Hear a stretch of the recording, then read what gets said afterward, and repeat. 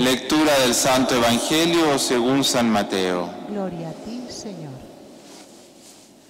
En aquel tiempo dijo Jesús a sus discípulos: Cuando venga en su gloria el Hijo del Hombre y todos los ángeles con él, se sentará en el trono de su gloria y serán reunidas ante él todas las naciones. Él separará unos de los otros, como un pastor separa las ovejas de las cabras. Y pondrá las ovejas a su derecha y las cabras a su izquierda.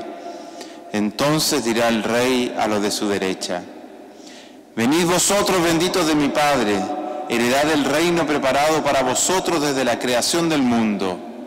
Porque tuve hambre y me disteis de comer, tuve sed y me disteis de beber, fui forastero y me hospedasteis, estuve desnudo y me vestisteis, enfermo y me visitasteis, en la cárcel y vinisteis a verme.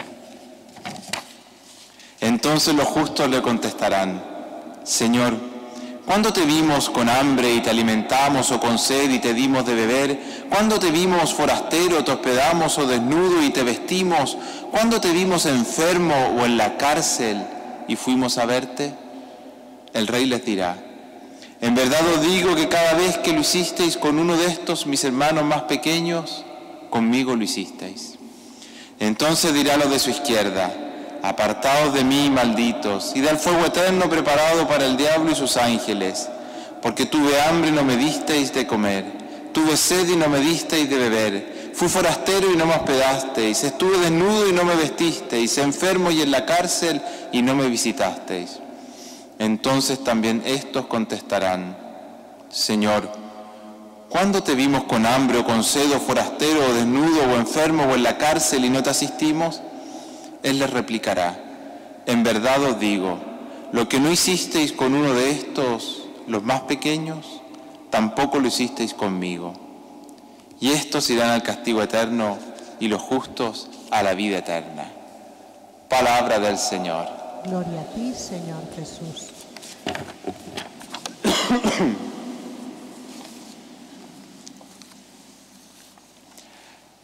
Será un día de ira, aquel día en que el mundo se reduzca a cenizas, como predijeron David y la Sibila. ¿Cuánto terror habrá en el futuro cuando el juez haya de venir para hacer estrictas cuentas? Queridos hermanos y hermanas, he querido comenzar esta reflexión trayendo a la memoria un famoso poema del siglo XIII, conocido como Dies Irae, un día de ira. ¿Por qué? Porque al celebrar la solemnidad de Cristo Rey, un evangelio como el proclamado, el juicio final, nos desconcierta. Desconcertó al autor de este poema. Desconcertó también a muchos otros artistas a lo largo de la historia. Por ejemplo, podemos pensar a los connotados compositores Mozart y Verdi al componer sus respectivas misas de Requiem, o también en el mismo Miguel Ángel al pintar el famoso mural del juicio final en la Capilla Sixtina. Todos ellos, con sus escritos, música o pintura, intentaron plasmar la ira de Dios. Pero verdaderamente este evangelio nos habla de la ira de Dios, de un rey que divide para descartar.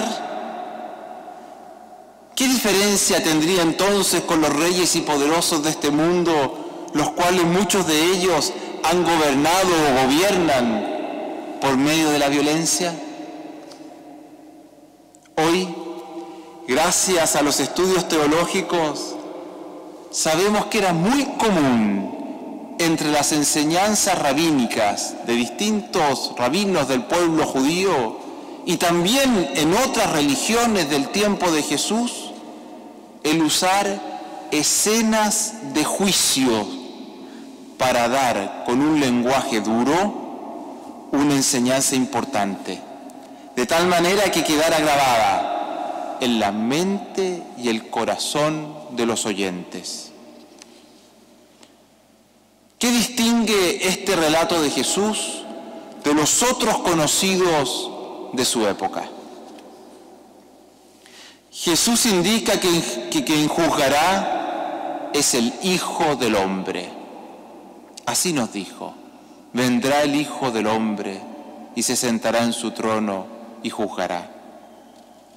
Este título aparece 70 veces en el Nuevo Testamento, casi siempre en los labios de Jesús refiriéndose a sí mismo. ¿Qué significa Hijo del Hombre? Tan sencillo como hombre en plenitud. Cristo se presenta a sí mismo como el hombre pleno. Razón tenía entonces Pilato, cuando una vez azotado, Jesús lo lleva afuera del pretorio, ante la multitud, y dice: he aquí el hombre. El juicio final de nuestra vida será a partir del Dios hecho hombre, que en su humanidad frágil y llagada nos muestra la plenitud de la vocación humana, el amor. Es un juicio no basado en la perfección de nuestras vidas, sino en la humanidad de ellas. Humanidad que por haber perdido a Dios, nuestra sociedad contemporánea en muchas ocasiones ya no la tiene. Nos dijo Jesús: separará a unos de otros, como un pastor separa las ovejas de las cabras. ¿Por qué al atardecer un pastor separaba las ovejas de las cabras? ¿Es que Jesús nos está mostrando un Dios que excluye personas? Hermanos y hermanas, las ovejas y las cabras estaban todo el día juntas. Nos recuerdan al trigo y a la cizaña, que crecen juntos, o a la red con peces buenos y malos, o a las 5 vírgenes necias y a las 5 prudentes, que juntas esperaban al novio. Al caer la noche, el buen pastor separaba las ovejas de las cabras para cuidar de estas últimas, las cabras. Las cabras no producen lana. El frío de la noche les hace muy mal. Por eso el pastor las lleva a un lugar protegido para cobijarlas. Cristo Rey no descarta ni rechaza al pecador, sino que lo cuida con amor para que pueda cambiar su vida. Hablamos de que Cristo es el Hijo del Hombre, es decir, el hombre en plenitud. ¿Cómo poder ser humanos plenamente? ¿Cómo poder al final de nuestras vidas, cuando seamos juzgados a partir del amor en nuestra humanidad, ser contados entre las ovejas que comprendieron y vivieron el mensaje de Jesús?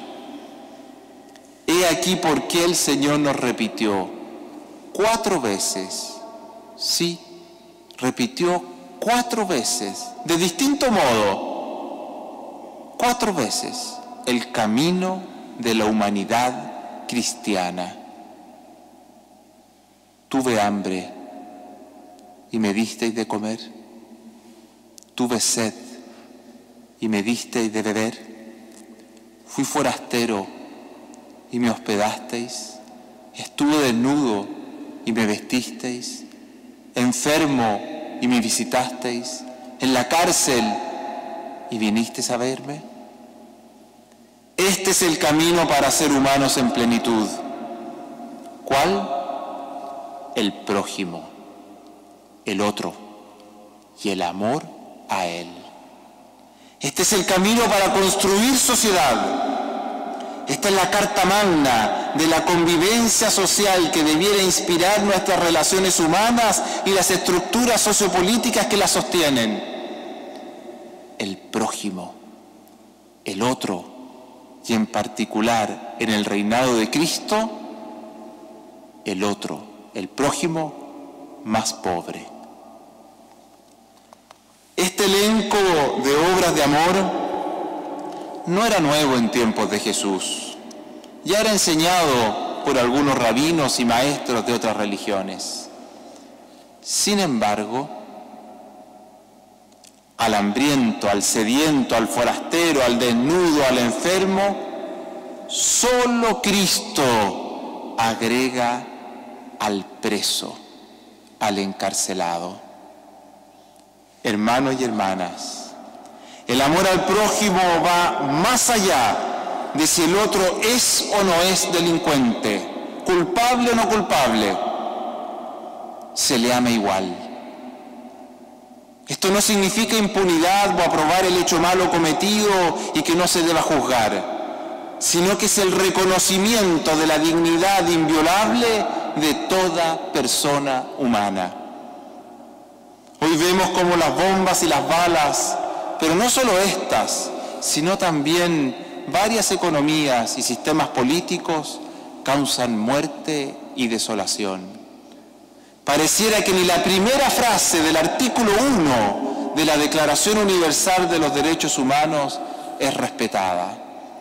Dice así: todos los seres humanos nacen libres e iguales en dignidad y derechos, y dotados como están de razón y conciencia, deben comportarse fraternalmente los unos con los otros. Cristo Rey, ya mucho antes, nos recordaba esta dignidad. Por último, si ya el solo hecho de ser seres humanos nos dota de una dignidad sin igual, la novedad cristiana está en que Él, Jesús, se identifica con el pobre. En todos nosotros está su huella, porque hemos sido creados a su imagen y semejanza. Pero en el pobre y marginado está Él. En verdad os digo, cada vez que lo hiciste con uno de esos mis hermanos más pequeños, conmigo lo hicisteis. Queridos hermanos y hermanas, la inestabilidad mundial nos habla de una humanidad perdida y temerosa. Ya lo intuyó el Papa Pío XI, cuando en un convulsionado periodo de la historia humana, 1925, instituyó esta fiesta de Cristo Rey. El juicio final del Evangelio proclamado no se trata de ira, sino de mostrar que Cristo es el fundamento de la humanidad, que en Él encontramos estabilidad, que nuestra vida será juzgada y purificada a partir del amor, y que para ser humanos en plenitud y construir sociedades fraternas, siempre se debe partir por el prójimo, en especial por el más necesitado. Amén.